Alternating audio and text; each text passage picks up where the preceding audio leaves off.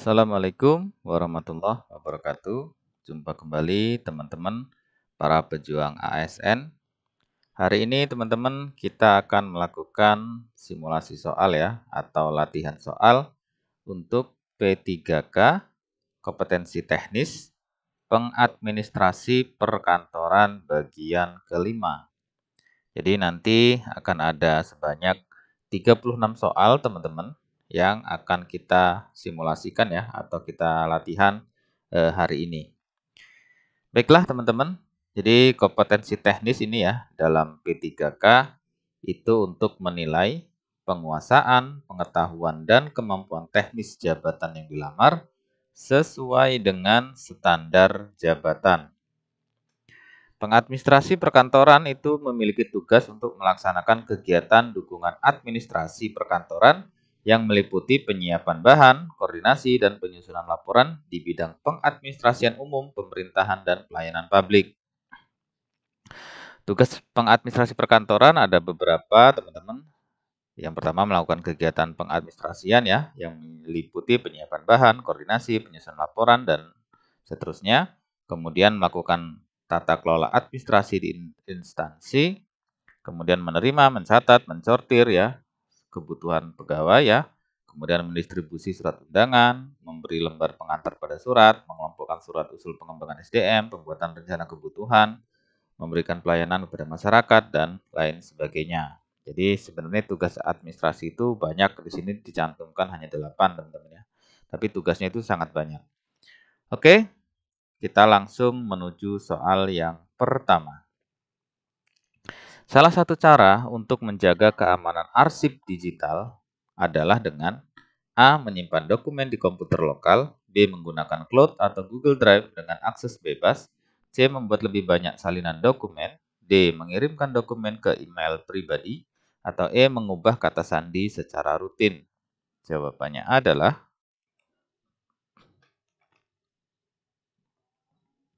kita lihat jawaban yang benar adalah yang E, teman-teman ya. Jadi ada beberapa teman-teman untuk menjaga keamanan arsip digital ya. Kalau kita lihat pembahasan, untuk menjaga keamanan arsip digital, kita bisa melakukan beberapa hal sebagai berikut. Yang pertama, bisa menggunakan sistem manajemen dokumen, menggunakan tanda tangan elektronik, menggunakan enkripsi, memberikan watermark pada dokumen, menggunakan antivirus, membersihkan komputer secara berkala, membuat cadangan arsip, membuat kebijakan internal, memastikan ruang penyimpanan cukup, atau mengubah kata sandi secara rutin. Nah, jadi salah satu ya cara untuk menjaga keamanan arsip digital, teman-teman, itu dalam hal ini yang E, teman-teman ya, mengubah kata sandi secara rutin. Oke, selanjutnya. Dalam sebuah rapat, notulen rapat yang baik harus mencantumkan informasi berikut kecuali, nah berarti yang bukan ya. A. Diskusi dan hasil keputusan rapat. B. Lokasi dan waktu pelaksanaan rapat. C. Tindak lanjut rapat. D. Perkiraan anggaran biaya acara. Atau E. Daftar peserta rapat. Jawabannya adalah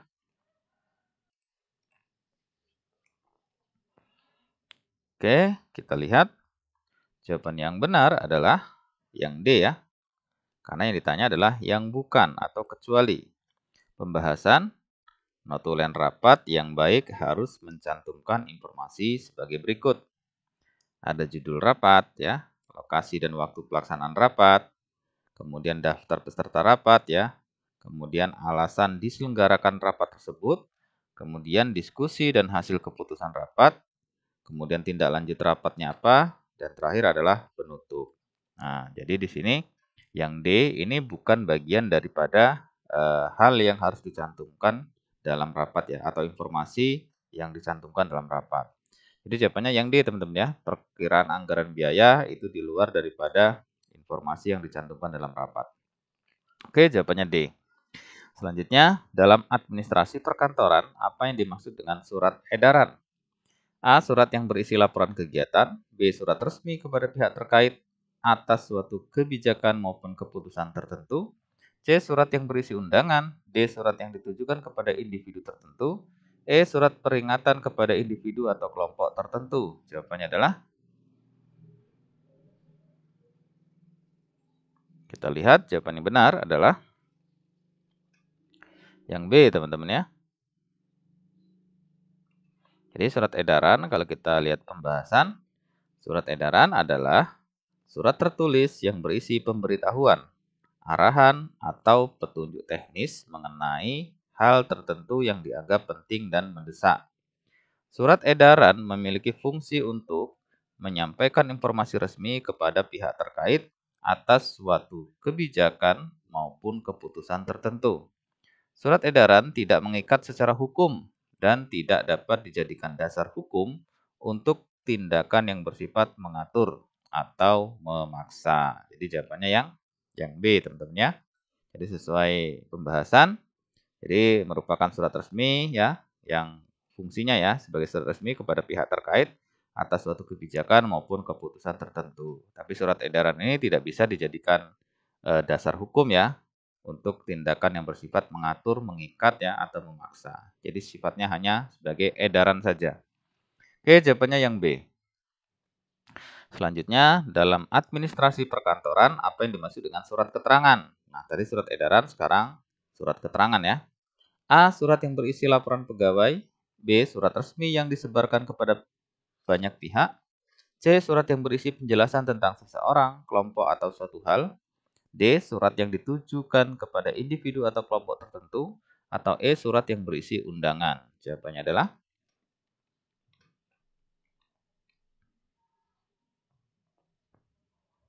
kita lihat jawaban yang benar adalah yang C, teman-teman ya. Kita lihat pembahasan. Surat keterangan adalah surat yang berisi penjelasan tentang seseorang, kelompok, atau suatu hal. Surat ini bersifat resmi dan dikeluarkan oleh organisasi atau pihak ketiga. Surat keterangan dapat digunakan untuk melengkapi persyaratan administrasi, misalnya dalam tes ya atau ketentuan lainnya gitu. Oke, jadi jawabannya yang C ya, surat yang berisi penjelasan tentang seseorang atau tentang kelompok atau tentang suatu hal. Itu yang menjadi definisi surat keterangan. Selanjutnya, dalam administrasi perkantoran ada istilah follow up ya. Biasanya diartikan sebagai A. Menghapus arsip lama, B. Membalas surat yang sudah diterima, C. Menghentikan proses administrasi, D. Mengalihkan tugas kepada orang lain, atau E. Menindaklanjuti suatu hal yang belum selesai. Jawabannya adalah,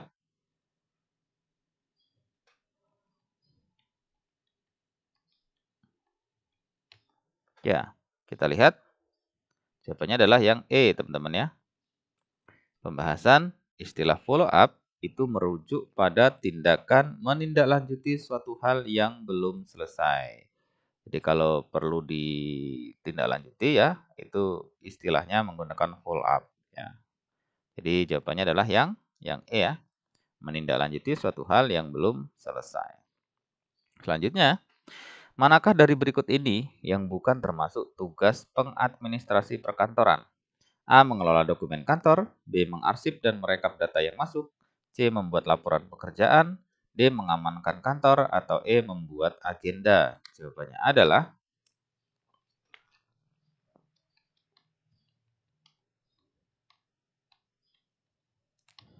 ya, kita lihat jawabannya adalah yang D ya. Karena yang bukan ya, yang ditanya yang bukan atau kecuali ya. Kita lihat pembahasan.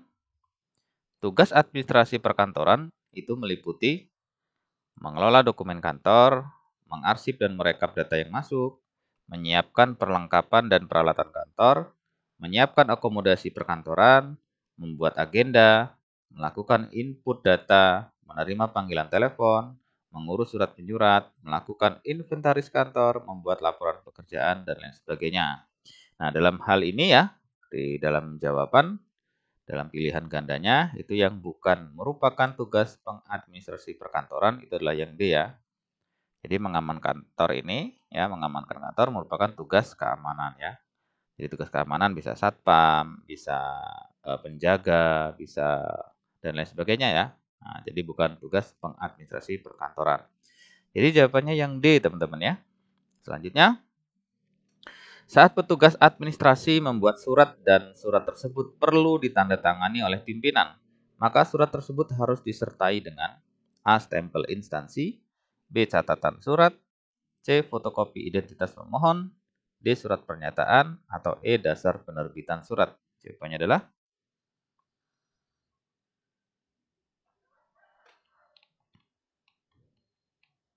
ya, jawabannya yang E, teman-teman ya. Pembahasan surat yang akan ditandatangani oleh pimpinan harus disertai dengan dasar penerbitan surat. Jadi setiap surat yang dibuat ya oleh petugas administrasi ya dalam sebuah kantor ya atau sebuah instansi atau sebuah organisasi, surat tersebut harus berdasar gitu ya. Karena itu merupakan surat resmi yang nanti akan ditandatangani oleh pimpinan. Sehingganya harus disertai dengan dasar penerbitan surat tersebut. Nah, misalnya dasarnya adalah peraturan pemerintah nomor sekian. Nah, itu harus dilampirkan aturan itu. Kemudian misalnya dasarnya adalah undang-undang nomor berapa atau dasarnya adalah peraturan daerah ya dan lain sebagainya. Jadi surat yang akan ditandatangani pimpinan itu disertai dengan dasar penerbitan surat itu. Sehingga pimpinan nanti akan menilai surat itu sudah sesuai belum dengan dasar penerbitannya dan ditujukan untuk kemana gitu ya. Jadi jawabannya yang E teman-teman, dasar penerbitan surat. Selanjutnya, fungsi dari sistem informasi manajemen dalam administrasi perkantoran adalah A. Mengelola laporan keuangan, B. Meningkatkan komunikasi antar pegawai, C. Mengumpulkan, mengolah, dan menyajikan data untuk pengambilan keputusan, D. Mengurangi penggunaan kertas, atau E. Meningkatkan kesejahteraan pegawai. Jawabannya adalah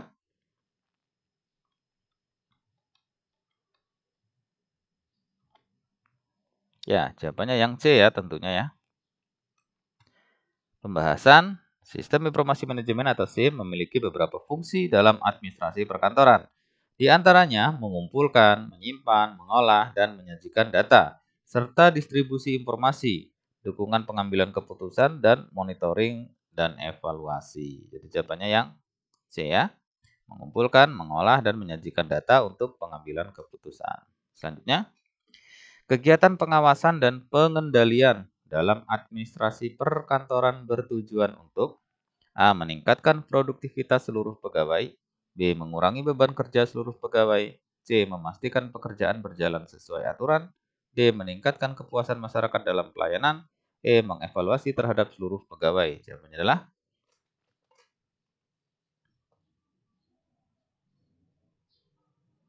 kita lihat jawaban yang benar adalah yang C teman-teman ya. Pembahasan pengawasan dan pengendalian dalam administrasi perkantoran bertujuan untuk memastikan bahwa pekerjaan yang dilakukan sesuai dengan program dan peraturan, serta untuk mencegah penyimpangan dan penyelewengan. Jadi sesuai dengan pembahasan, jawaban yang benar adalah yang C teman-teman ya. Jadi memastikan seluruh pekerjaan itu berjalan dengan aturan ya, atau berjalan sesuai dengan prosedur yang ada gitu, atau aturan yang berlaku. Oke, jawabannya yang C, teman-teman ya. Selanjutnya, proses yang melibatkan pengelolaan data dan informasi dalam bentuk elektronik disebut A. Electronic Data Processing, B. Pengolahan data, C. Administrasi digital, D. Manajemen dokumen, atau E. Administrasi perkantoran. Jawabannya adalah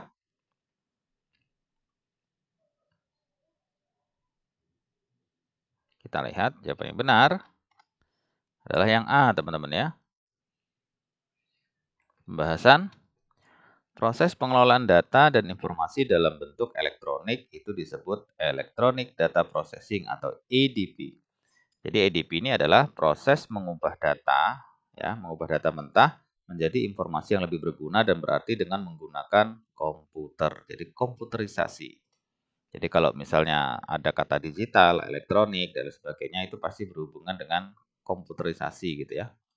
Oke, jawabannya yang A teman-teman, Electronic Data Processing. Selanjutnya, apa yang harus dilakukan terhadap arsip yang memiliki nilai historis setelah dinilai? A. Dimusnahkan, B. Digandakan, C. Dipindahkan ke lembaga kearsipan, D. Disimpan di tempat asalnya, atau E. Dihapus. Jawabannya adalah Mudah ya. Kita lihat jawaban yang benar adalah ya, yang C ya tentunya. Kita lihat pembahasan teman-teman. Arsip yang memiliki nilai historis harus dipindahkan ke lembaga kearsipan agar dapat dilestarikan dan digunakan untuk keperluan penelitian dan referensi di masa mendatang. Nah, jadi yang harus dilakukan ya terhadap arsip yang memiliki nilai historis, setelah dinilai itu dipindahkan ke lembaga arsip ya. Nah, jadi jawabannya yang pas adalah yang C, dipindahkan ke lembaga kearsipan. Selanjutnya, tujuan utama dari penyusutan arsip adalah untuk A. Menambah jumlah arsip, B. Mengurangi beban pekerjaan, C. Memastikan arsip yang disimpan memiliki nilai guna, D. Menggandakan arsip, atau E. Menghapus arsip vital. Jawabannya adalah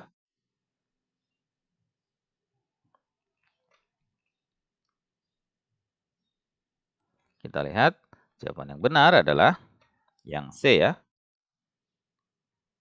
Pembahasan penyusutan arsip bertujuan untuk memastikan bahwa hanya arsip yang memiliki nilai guna yang disimpan, sehingga mengurangi jumlah arsip yang tidak diperlukan dan meningkatkan efisiensi penyimpanan.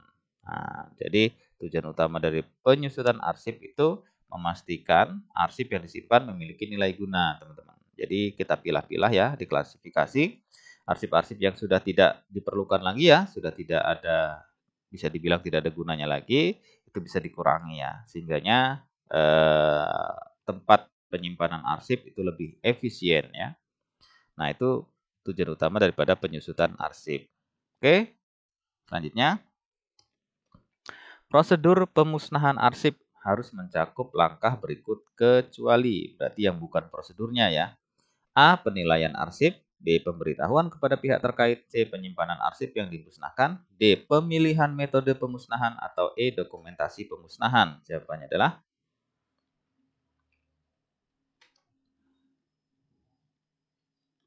kita lihat jawabannya adalah yang C ya. Pembahasan prosedur pemusnahan arsip tidak mencakup penyimpanan arsip yang dimusnahkan, melainkan memastikan bahwa arsip yang tidak lagi memiliki nilai guna dihancurkan dengan metode yang tepat. Jadi tidak mencakup lagi tentang penyimpanan arsip yang dimusnahkan ya. Jadi jawabannya yang C, penyimpanan arsip yang dimusnahkan. Selanjutnya, salah satu metode pemusnahan arsip yang sering digunakan adalah A. Penggandaan, B. Pembakaran, C. Penyimpanan di tempat lain, D. Penghapusan elektronik, atau E. Pengarsipan kembali. Jawabannya adalah oke, kita lihat. Jawaban yang benar adalah yang B ya. Nah, ini yang biasa ya. Yang biasa digunakan metode pemusnahan arsip ya. Pembahasan salah satu metode pemusnahan arsip yang sering digunakan ya. Kata kuncinya sering digunakan adalah pembakaran, terutama untuk arsip yang berbentuk fisik dan tidak lagi memiliki nilai guna. Jadi pembakaran ini salah satu metode yang sampai sekarang masih sering digunakan ya untuk memusnahkan arsip gitu. Jadi jawabannya yang B ya. Walaupun metode pemusnahan itu banyak ya, tapi yang masih sering digunakan adalah metode pembakaran, terutama arsip yang bentuknya fisik. Selanjutnya, arsip vital harus disimpan di lokasi yang A. Mudah diakses oleh semua pegawai, B. Terbuka untuk umum, C. Aman dan terlindungi, D. Dekat dengan ruang kerja, atau E. Tersembunyi tanpa dokumentasi. Jawabannya adalah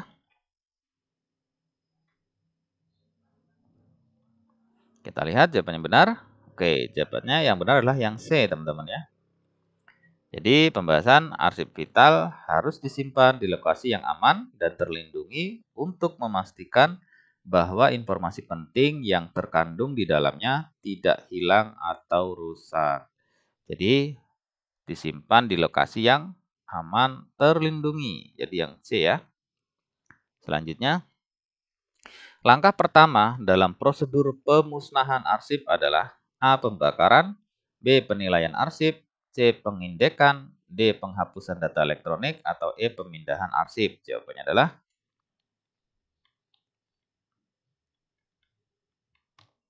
ya, jawabannya yang B. Kita lihat pembahasan. Langkah pertama dalam prosedur pemusnahan arsip adalah penilaian arsip ya. Untuk menentukan apakah arsip tersebut masih memiliki nilai guna atau sudah saatnya dimusnahkan. Jadi langkah pertama ya dalam prosedur pemusnahan arsip itu dipilah-pilah ya. Jadi dinilai-nilai mana arsip yang memang masih bisa disimpan, mana arsip yang memang harus dipindahkan tempatnya, dan mana arsip yang harus dimusnahkan gitu. Jadi pertama dinilai dulu arsip-arsip tersebut. Oke, selanjutnya apa yang dimaksud dengan arsip statis? A. Arsip yang masih digunakan sehari-hari. B. Arsip yang sudah tidak aktif tetapi disimpan karena nilai gunanya. C. Arsip yang akan dimusnahkan. D. Arsip yang digandakan untuk keperluan tertentu. Atau E. Arsip yang belum diindeks. Jawabannya adalah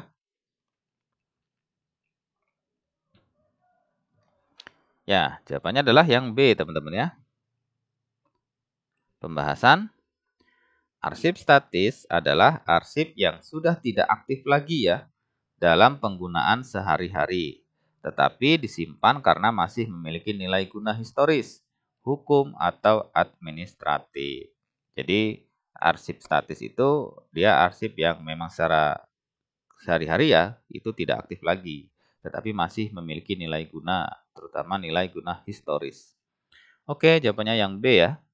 Arsip yang sudah tidak aktif tetapi disimpan karena nilai gunanya. Selanjutnya, proses penilaian arsip melibatkan penentuan A. Jumlah fisik arsip, B. Nilai guna arsip, C. Lokasi penyimpanan arsip, D. Kecepatan akses arsip, atau E. Metode penggandaan arsip. Jawabannya adalah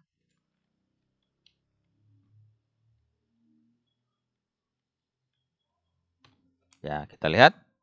Jawabannya adalah yang B, teman-teman ya. Pembahasan. Proses penilaian arsip melibatkan penentuan nilai guna arsip untuk memutuskan apakah arsip tersebut perlu disimpan, perlu dipindahkan, atau perlu dimusnahkan. Jadi penentuannya itu melibatkan nilai guna arsip tersebut ya. Jadi jawabannya yang B. Nilai guna arsip.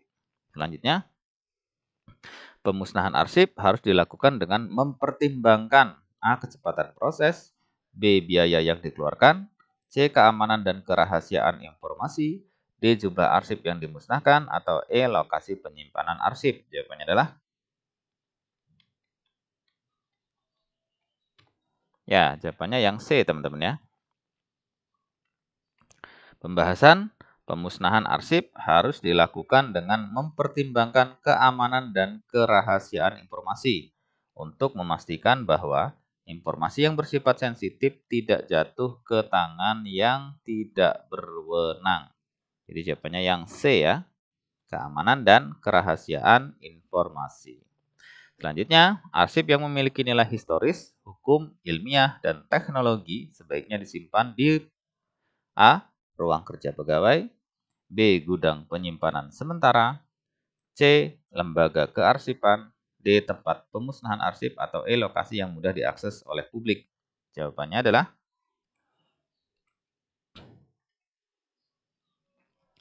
oke.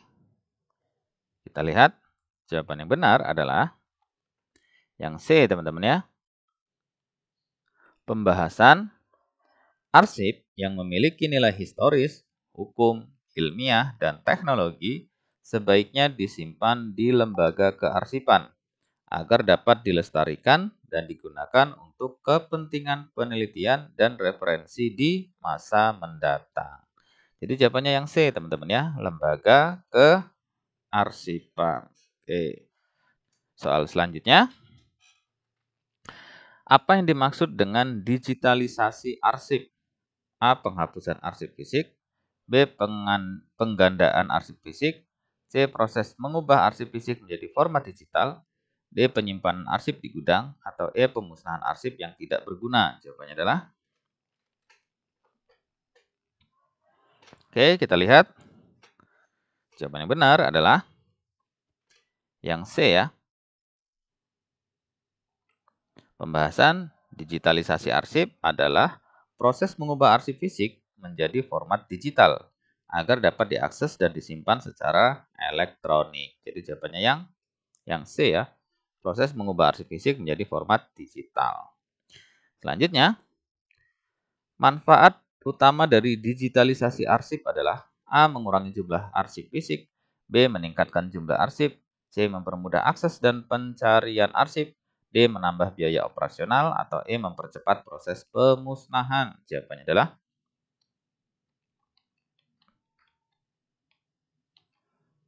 kita lihat jawaban yang benar yang C, teman-teman ya. Pembahasan manfaat utama dari digitalisasi arsip adalah mempermudah akses dan pencarian arsip, sehingga arsip dapat diakses lebih cepat dan efisien. Jadi jawabannya yang C, mempermudah akses dan pencarian arsip. Selanjutnya, apa yang dimaksud dengan sistem informasi kearsipan elektronik atau SIKEP? A. Sistem manual untuk mengelola arsip, B. Sistem penyimpanan arsip fisik, C. Sistem elektronik untuk mengelola dan menyimpan arsip, D. Sistem untuk pemusnahan arsip, E. Sistem penggandaan arsip. Jawabannya adalah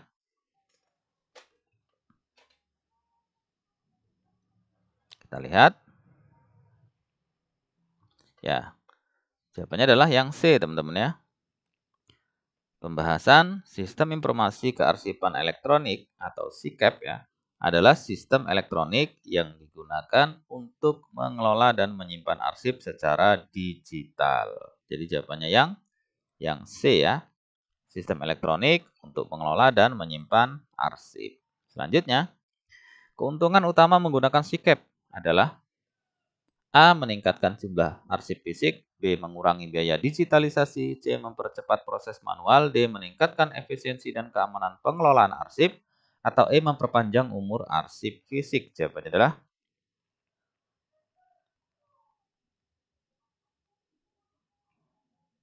kita lihat. Jawaban yang benar adalah yang D ya, teman-teman. Pembahasan keuntungan utama menggunakan SIKEP adalah meningkatkan efisiensi dan keamanan pengelolaan arsip dengan memanfaatkan teknologi informasi. Jadi jawabannya yang D, meningkatkan efisiensi dan keamanan pengelolaan arsip. Selanjutnya, salah satu fitur penting dalam SIKEP adalah penggandaan arsip fisik, B. Penyimpanan arsip di gudang, C. Pencarian dan pengindeksan arsip digital, D. Pemusnahan arsip otomatis, atau E. Penghapusan arsip fisik. Jawabannya adalah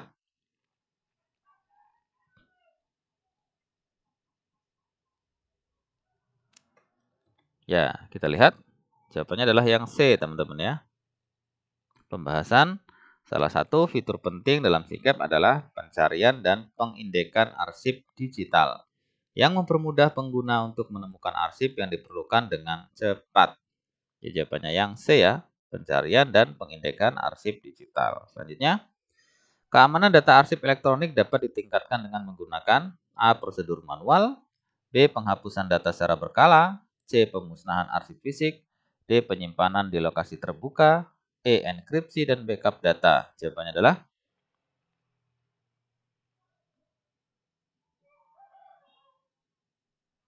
kita lihat jawabannya benar. Ya, jawabannya adalah yang E, teman-teman ya.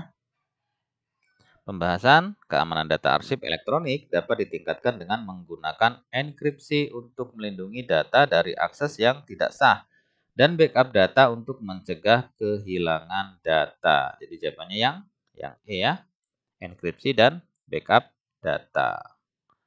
Oke, jawabannya adalah enkripsi dan backup data. Selanjutnya, apa yang harus dilakukan untuk melindungi arsip digital dari kehilangan? A. Menggandakan arsip fisik, B. Melakukan backup data secara rutin, C. Menyimpan data di suatu lokasi, D. Menghapus data yang tidak diperlukan, atau E. Menyimpan arsip di tempat terbuka. Jawabannya adalah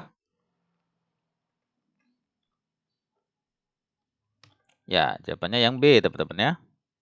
Pembahasan untuk melindungi arsip digital dari kehilangan perlu dilakukan backup data secara rutin agar data dapat dipulihkan jika terjadi kerusakan atau kehilangan. Jadi melakukan backup data secara rutin.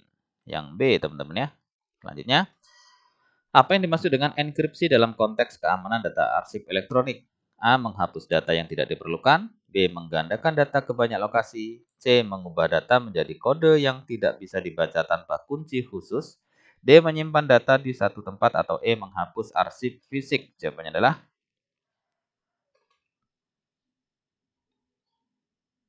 kita lihat, jawaban yang benar adalah yang C, teman-teman ya. Pembahasan, enkripsi adalah proses mengubah data menjadi kode yang tidak bisa dibaca tanpa kunci khusus, sehingga melindungi data dari akses yang tidak sah. Jadi jawabannya yang C ya, mengubah data menjadi kode yang tidak bisa dibaca tanpa kunci khusus. Selanjutnya, mengapa penting untuk menjaga keamanan arsip elektronik? A. Untuk mengurangi jumlah arsip.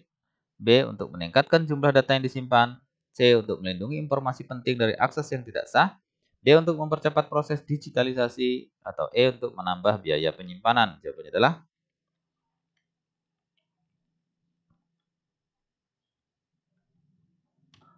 ya, jawabannya yang C ya. Pembahasan, menjaga keamanan arsip elektronik penting untuk melindungi informasi penting dari akses yang tidak sah dan memastikan integritas serta kerahasiaan data. Jawabannya yang C ya. Untuk melindungi informasi penting dari akses yang tidak sah. Selanjutnya, apa yang dimaksud dengan backup data? A. Penghapusan data yang tidak diperlukan. B. Penyalinan data ke lokasi lain untuk perlindungan. C. Menggandakan data di lokasi yang sama. D. Mengarsipkan data fisik. Atau E. Pemusnahan data yang sudah kadaluarsa. Jawabannya adalah,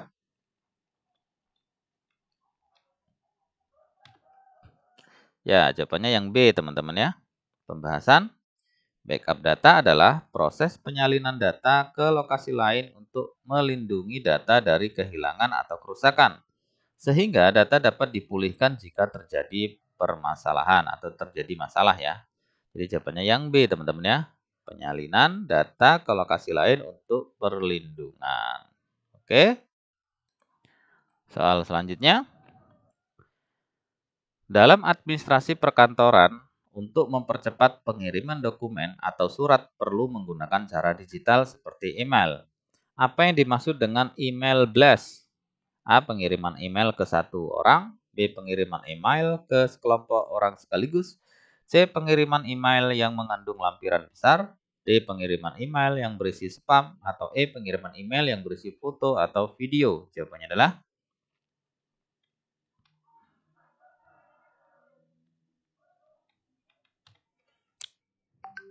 ya, jawabannya yang B, teman-teman ya. Kita lihat pembahasan ya. Email blast ya, atau email massal adalah pengiriman satu email ke sejumlah besar penerima secara bersamaan. Nah, jadi jawaban yang benar adalah yang B, teman-teman ya. Pengiriman email ke sekelompok orang sekaligus ya, atau secara bersama-sama. Oke, selanjutnya.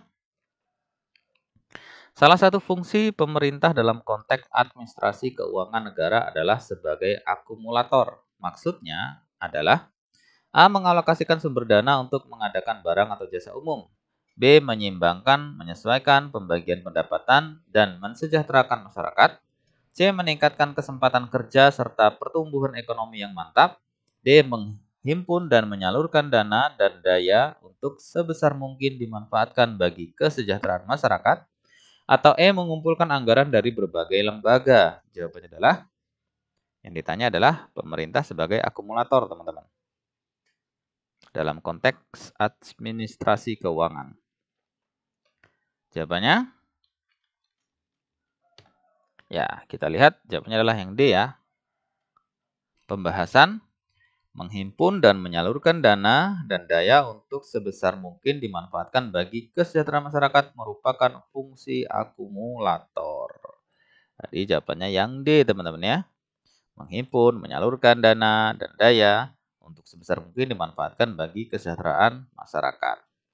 Selanjutnya, dalam konteks model sistem, administrasi keuangan negara merupakan suatu proses yang bersifat dialektis. Maksudnya adalah, A. Antara faktor subjektif antara faktor subjek dan objek serta lingkungan merupakan satu kesatuan yang utuh dan saling melengkapi. B. Melengkapi proses. C. Alat pengarah dan penilai sampai sejauh mana suatu sistem bergerak ke arah tercapainya tujuan. D. Interaksi antar komponen atau subsistem dalam sistem administrasi keuangan. Atau E. Mengelola proses. Jawabannya adalah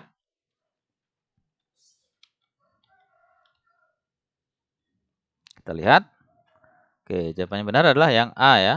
Pembahasan antara faktor subjek, objek, serta lingkungan merupakan satu kesatuan yang utuh dan saling melengkapi merupakan maksud dari sifat dialektis ya.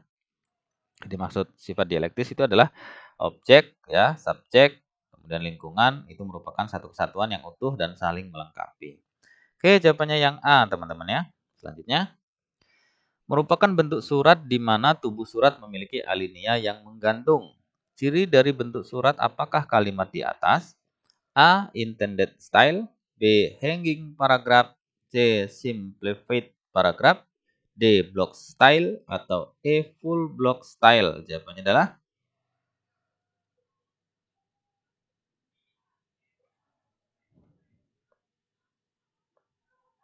kita lihat jawaban yang benar. Yang B ya. Pembahasan dalam surat resmi, hanging paragraph style adalah bentuk alinea yang ditulis secara menggantung. Jadi jawabannya adalah hanging paragraph ya. Jawabannya yang B. Selanjutnya, jenis lipatan surat yang paling sering digunakan adalah A. Accordion fold. B. Standard fold. C. French fold. D. Single fold. Atau E. Baronial fold. Jawabannya adalah jenis lipatan surat teman-teman yang sering digunakan. Kalau kita buat surat kemudian dilipat akan dikirim, nah itu lipatannya jenisnya jenis apa? Jawabannya adalah yang B ya. Pembahasan jenis lipatan surat yang paling sering digunakan adalah standar fold. Ya, standar fold yaitu merupakan lipatan kertas yang dilakukan secara teratur untuk memberikan bentuk yang diinginkan pada lembaran kertas yang dicetak. Jadi jawabannya yang B teman-teman ya, standar fold. Selanjutnya, dalam menggunakan teknologi informasi, tidak jarang kita sering mendapatkan gangguan serangan malware. Apa itu malware? A. Sebuah perangkat lunak yang dirancang untuk merusak atau mengganggu sistem komputer. B. Aplikasi untuk melindungi data dalam komputer. C. Sebuah perangkat keras yang melindungi komputer dari virus. D. Sebuah alat untuk memperbaiki masalah perangkat keras komputer. Atau E. Sebuah perangkat lunak yang digunakan untuk meningkatkan kinerja komputer. Jawabannya adalah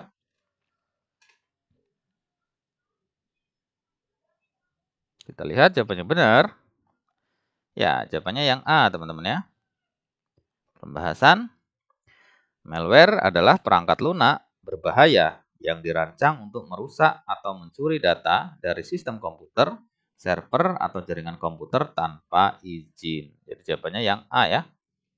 Sebuah perangkat lunak yang dirancang untuk merusak atau mengganggu sistem komputer. Nah, itu jawabannya yang A terkait dengan malware. Oke, teman-teman, demikianlah ya 36 contoh soal untuk pengadministrasi perkantoran. Mudah-mudahan apa yang sudah kita simulasikan tadi itu menambah wawasan teman-teman, menjadikan sebuah gambaran ya, sehingga saat ujian nanti teman-teman sudah bisa menjawab soal-soal dengan baik. Pada akhirnya hasil yang baik dikarenakan usaha yang baik. Terima kasih dan semoga sukses dan sampai jumpa teman-teman di pembahasan soal-soal selanjutnya. Assalamualaikum warahmatullahi wabarakatuh. Salam.